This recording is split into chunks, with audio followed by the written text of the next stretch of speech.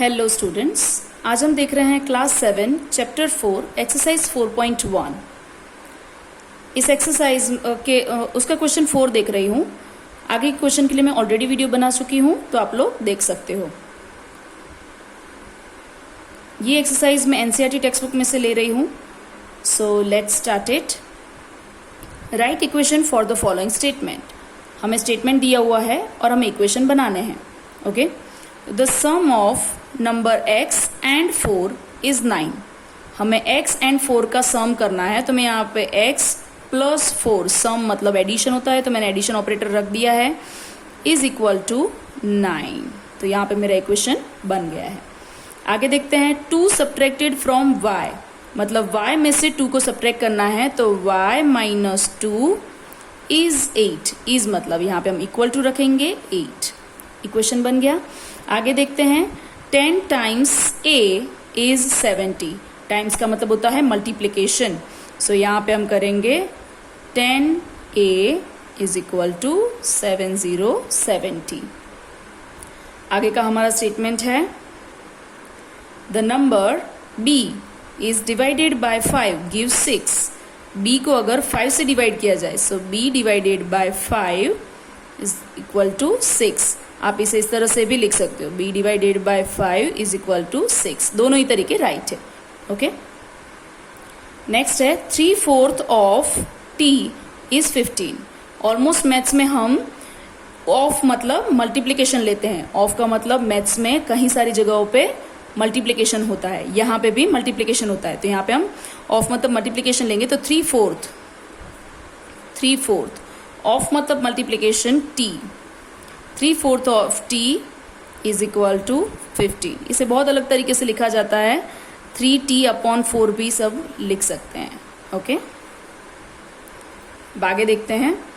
Next है, 7 times m plus 7 gives 77।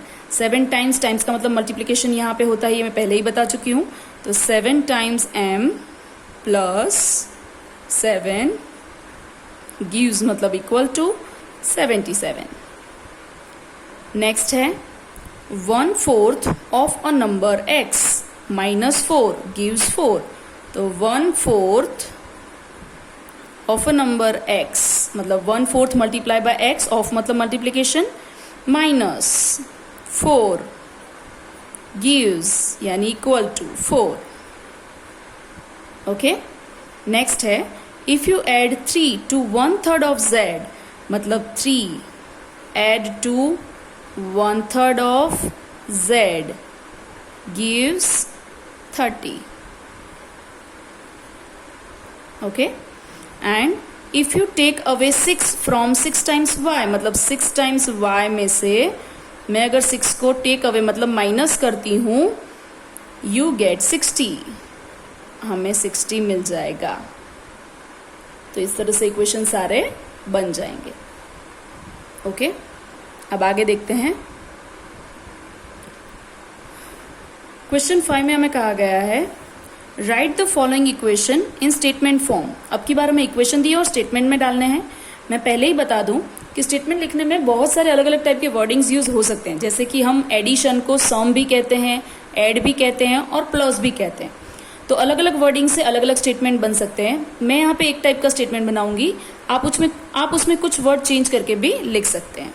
Okay, यहाँ पे मैं बोला गया है p+4 इक्वल टू 15। तो मैं यहाँ पे डायरेक्ट भी लिख सकती हूँ, ये सिंपल लैंग्वेज हो जाती है, दैट p+4 गिव्स 15। ओके, यहाँ पे आप ऐसा भी कर सकते हो, the sum of p and 4 gives 15, ऐसा भी कर सकते हो। नेक्स्ट है, m-7 इज इक्वल टू 3। तो अगर आपको स्टेटमेंट सही से बनाना नहीं आता है, तो आप डायरेक्ट इसी तरह से स्टेटमेंट बना सकते हो, दैट m-7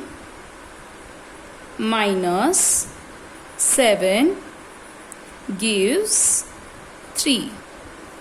सिंपल ऐसा स्टेटमेंट भी बन सकता है। दूसरा ये भी बन सकता है कि 7 subtracted from m is equal to 3। आप कोई भी बना सकते हो, ठीक है।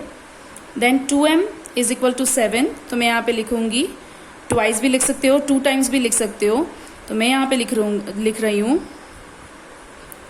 2 times m is 7. Okay, next है m divided by 5 is equal to 3.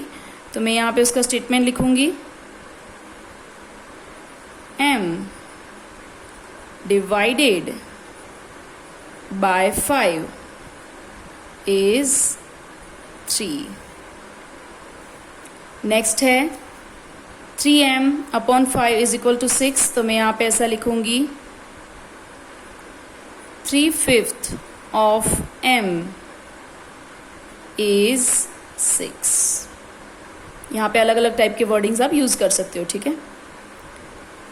3 times p plus 4 gives 25. हमें दिख रहा है यहाँ पे, तो हम यहाँ पे लिख सकते हैं 3 times p प्लस 4 गिव्स 25. आप गिव्स या इज कोई भी वर्ड यूज कर सकते हो यहाँ पे, ठीक है.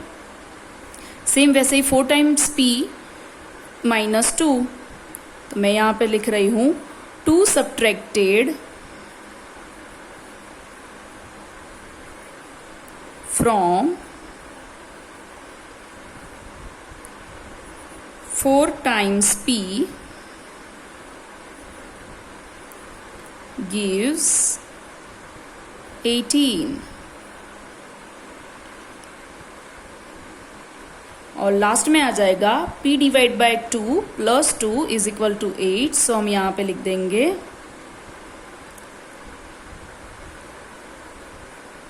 1/2 ऑफ p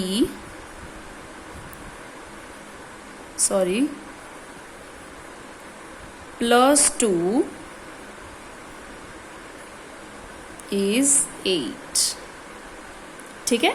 तो यहाँ पे आप अलग अलग तरीके से स्टेटमेंट बना सकते हो. मैंने अपने तरीके से कुछ स्टेटमेंट बनाए हैं, आप कुछ अलग वर्ड यूज करके भी बना सकते हो.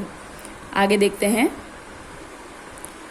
अब क्वेश्चन 6 में हमें कुछ इस तरह से कहा गया है, set up an equation in the following cases. हमें नीचे केसेस दिए हुए हैं और उसमें हमें इक्वेशन बनाना है. सेम हमने आगे जैसे बनाया था वैसे, बस इस बार स्टेटमेंट थोड़े बड़े हैं तो हमें शायद वेरिएबल भी खुद अज्यूम करना है और इस तरह से बनाना है. सो let's start it. So first number में हमें बोला गया है, Irfan says that he has 7 marbles more than 5 times the marbles Parmeet has. मतलब कि इरफान ऐसा कह रहा है कि उसके पास 7 मार्बल ज्यादा है 5 times मार्बल्स परमीत हैज. मतलब परमीत के मार्बल के 5 गुना से भी इरफान के पास 7 मार्बल ज्यादा है. तो Irfan has 37 marbles. Take m to be number of Parmeet's marble. अब हमें परमीत के मार्बल का नंबर ले लेना है m. मतलब कि यहाँ पे हमें वेरिएबल के तौर पे लेना है परमीत का मार्बल. तो यहाँ पे हम लिख देंगे let number of marble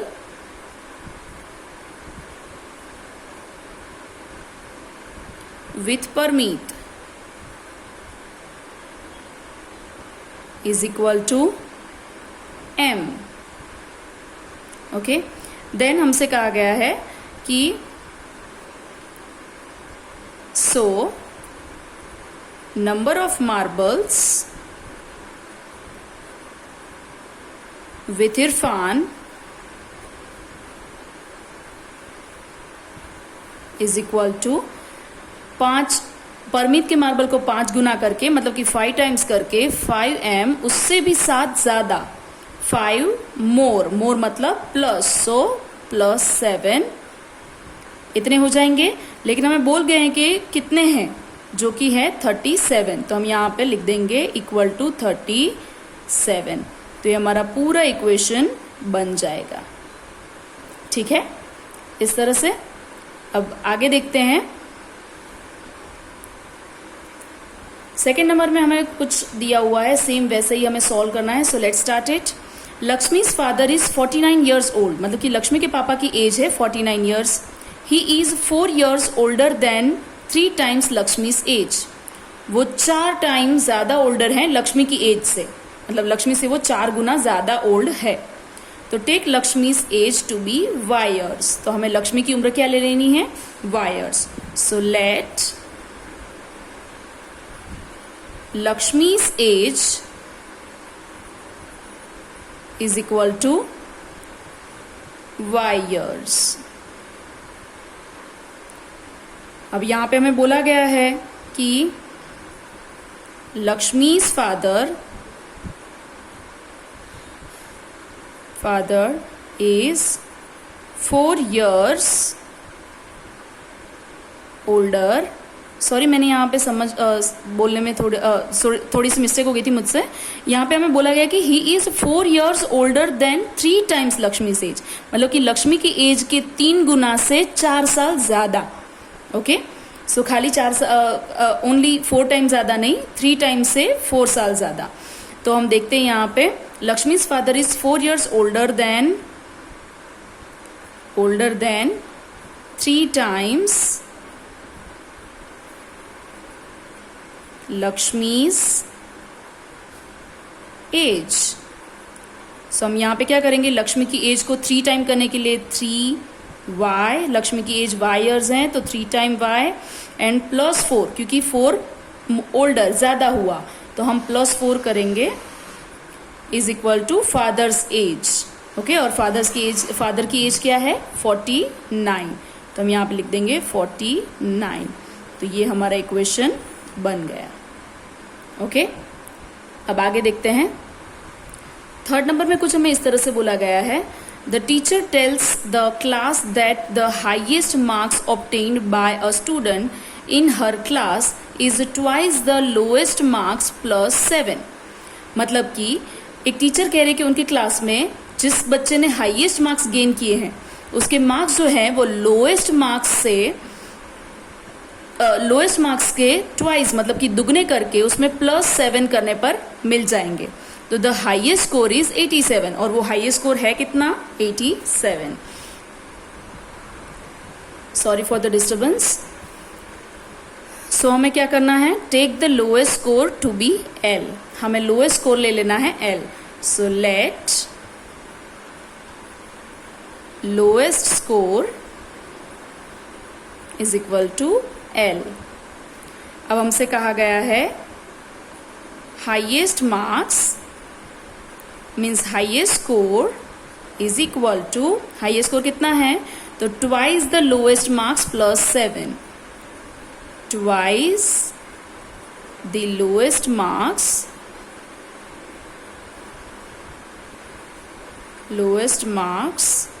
+7.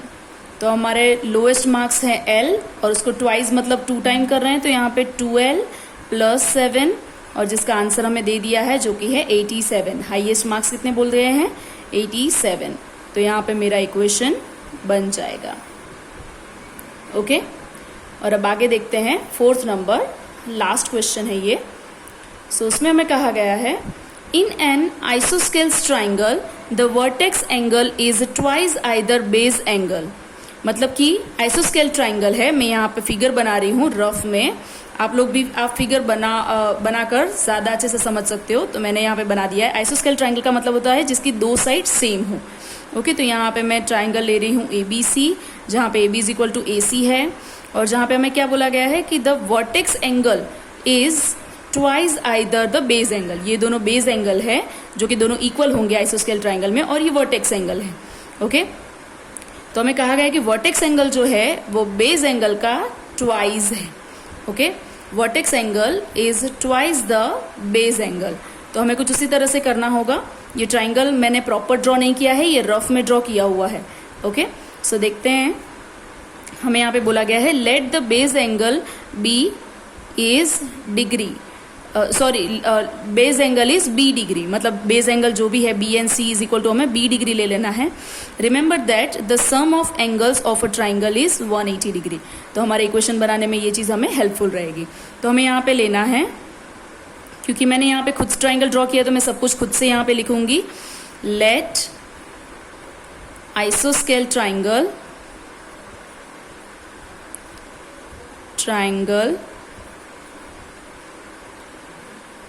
ABC, angle A is vertex angle, angle B is equal to angle C is equal to base angle, जिसका हमें नाप ले लेना है b डिग्री। ओके, जो कि हमें क्वेश्चन में पहले ही बोला गया कि हमें जिसका नाप लेना है b degree is equal to b degree. अब हमें यहाँ पे बोला गया था कि vertex angle is twice either base angle, तो हमें करना है vertex angle is equal to twice either का मतलब होता है कोई भी एक बेस एंगल। ओके, मतलब बी एंड सी दोनों ही बेस एंगल है तो हमें कोई एक ही लेना है। ट्वाइस आइदर बेस एंगल, तो हम यहाँ पे vertex angle A is equal to twice angle B. So यहाँ पे हमारा मतलब और वर्टेक्स एंगल का मेजरमेंट हमें, तो यहाँ पे हम ऐसा लिख सकते हैं 2b, क्योंकि एंगल b का मेजरमेंट हमें 2b डिग्री बोला गया था, मतलब b डिग्री बोला गया था, तो उसे ट्वाइस से मल्टीप्लाई करते हैं, 2 से मल्टीप्लाई करते हैं। सो अब यहाँ पे इक्वेशन बनाने के लिए हम क्या करेंगे, एंगल a प्लस एंगल b प्लस angle c is equal to 180 degree. Angle a का मेजरमेंट हो जाता है 2b डिग्री, सेम वैसे ही b का मेजरमेंट है b डिग्री, c का भी मेजरमेंट है b degree is equal to 180 degree. तो यहाँ पे टोटल b कितनी बार हो जाएगा, सॉरी a का मेजरमेंट 2b, b का b एंड c का b डिग्री हो जाता है, और हम तीनों का प्लस करते हैं तो कितना हो जाएगा 4b degree is equal to 180 degree. Sorry यहाँ पे जगह नहीं है तो मैंने यहाँ पे छोटी सी जगह में ख़त्म किया है। ओके, तो इस तरह से हम सॉल्व कर लेंगे। ठीक है, हमें यहाँ पे इक्वेशन सॉल्व नहीं करना है, सिर्फ इक्वेशन बनाना है। यहाँ पे हमारी एक्सरसाइज खत्म हो रही है। Thank you.